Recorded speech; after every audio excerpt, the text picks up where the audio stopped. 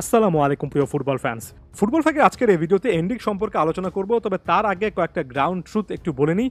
দেখুন, ফুটবলের প্রতিদ্বন্দ্বিতা থাকবে, রাইভালরি থাকবে, আর্জেন্টিনা ব্রাজিলের মধ্যে ক্ল্যাশ থাকবে, তবে এগুলোকে ছাপিয়ে অনেক সময় যে জিনিসটা অনেক বেশি করে ইম্পর্টেন্টলি বোঝা উচিত সেটা হচ্ছে একটা ট্যালেন্টের শেষ পর্যন্ত কোনো বর্ডার, কোনো দেশ হয় না। ট্যালেন্ট যখন কথা বলে তখন সকলকেই আসলেই বিমোহিত হতে হয়। কেউ সেই জিনিসটা স্বীকার করেন, কেউ স্বীকার করেন না।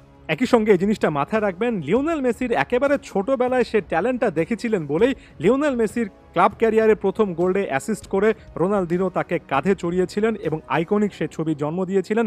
লিওনেল মেসি ট্যালেন্টকে খুব ভালোভাবে অ্যাকনলেজ করতে পারেন বলেই ফুটবল বিশ্বে তার সবচেয়ে কাছের বন্ধুদের তালিকায় নেইমার থাকেন, একেবারে উপরের দিকেই থাকেন। এই জিনিসগুলো মাথায় রেখে তারপর কিন্তু আলোচনা সমালোচনাটা চললে সকল কিছুই অনেক বেশি করে ভালো হয়, ফুটবলটা উপভোগ করা যায়।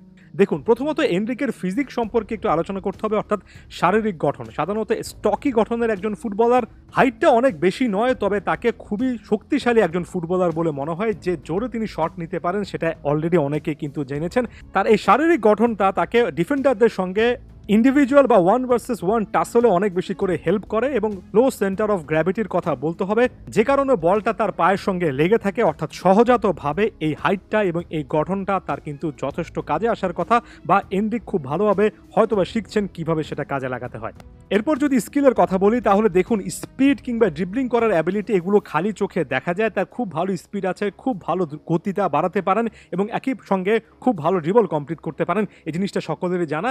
যে জিনিসগুলো নিয়ে একটু বেশি করে আলোচনা করা উচিত সেটা হচ্ছে তার ড্রিবলিং এর পাশাপাশি ক্লোজ কন্ট্রোল, অর্থাৎ বলটা সবসময় নিজের পায়ের সঙ্গে লাগিয়ে রাখার একটা যে চেষ্টা এবং সেই অ্যাবিলিটিটা ছোট ছোট টাচের মাধ্যমে খুব ভালোভাবে সেই জিনিসটা করতে পারেন। যেমন এখানে একটা ক্লিপ দেখুন, এখানে অনেক ডিপ থেকে একটা থ্রু বল এসেছে। প্রথমত স্পিডের মাধ্যমে ওই ডিফেন্ডার তাকে বিট করেছেন, তার সামনের দিকে চলে গিয়েছেন। পেছন থেকে বিট করা একটা জিনিস, আর তার সামনে দিয়ে তাকে পেসে বিট করা, এটা অবশ্যই তার স্পিডের পরিচয়ক। তবে মূলত যে জিনিসটা বোঝাতে যাচ্ছি, তারপর তিনি যেভাবে ডিবক্সের মধ্যে ঢুকেছেন, দেখুন খুবই কঠিন সিচুয়েশনে এত স্পিডের মাঝেও বলটা কিন্তু তার পায়ের সঙ্গে অনেকটুকু লেগে আছে। ডিবক্সের মধ্যে ঢুকে প্রায় গোলটা কমপ্লিট করে ফেলছিলেন, অনেকটা গোলকিপারের সামনে চলে আসছিলেন। শেষ পর্যন্ত হয়তোবা কন্ট্রোলটা করতে পারেননি, তবে সামনে যে পারবেন এই জিনিসটা কিন্তু বোঝা যাচ্ছে। ক্লোজ কন্ট্রোলে সত্যিকার অর্থে এনরিকের স্কিল সেটটা চোখে লাগার মতো।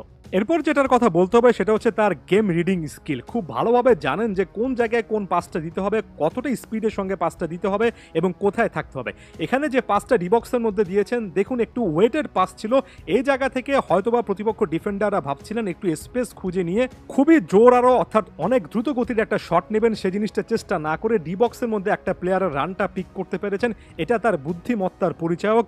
শুধুমাত্র যে অনেক স্পিডে শুধুমাত্র যে তেরে ফুরে আক্রমণ করবেন সেটা নয়, এর পাশাপাশি ব্রেইনটা খাটিয়ে অন্যরকম অনেক কিছু কিন্তু করতে পারেন। এনরিক কাইন্ড অফ এক্সেন্ট্রিক একজন ফুটবলার, ভিন্ন টাইপের একজন নাম্বার 9, সহজাত নাম্বার 9দের মধ্যে এই টাইপের জিনিস দেখা যায় না। এখানে ভিন্ন টাইপ বলতে আমি পজিটিভ জিনিস বোঝাচ্ছি।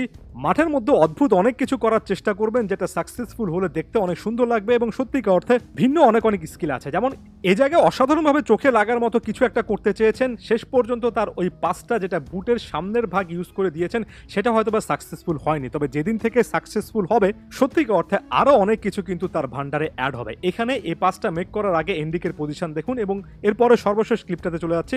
এখানে দেখুন যে এনরিক আসলে ঠিক মাঠের কোন জায়গায় আছেন। এনরিকের যে বিষয়টা নিয়ে অনেকে আলোচনা করছেন না, কিন্তু অনেক বেশি করে আলোচনা করা উচিত, সেটা হচ্ছে তার ওয়ার্ক রেট এবং সব মিলিয়ে যে পরিমাণ পরিশ্রম তিনি করতে পারেন।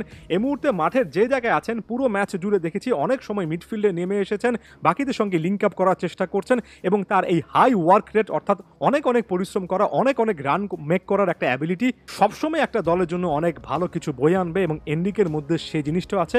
শুধুমাত্র একজন ডিবক্সের প্লেয়ার নন, মোর দ্যান দ্যাট এই জিনিসটা বলা যায়। এরপর এনরিকের এই ম্যাচে যদি আপনি হেডে গোলটা দেখেন, অ্যাগেন আরও একটা ডিটারমিনেশন সেখানে খুঁজে পাবেন। এর আগে যখন স্পেনের বিপক্ষে সমতাসূচক গোলটা করেছিলেন, যে জায়গা থেকে ভলিটা করেছিলেন, অনেক কঠিন একটা গোল ছিল।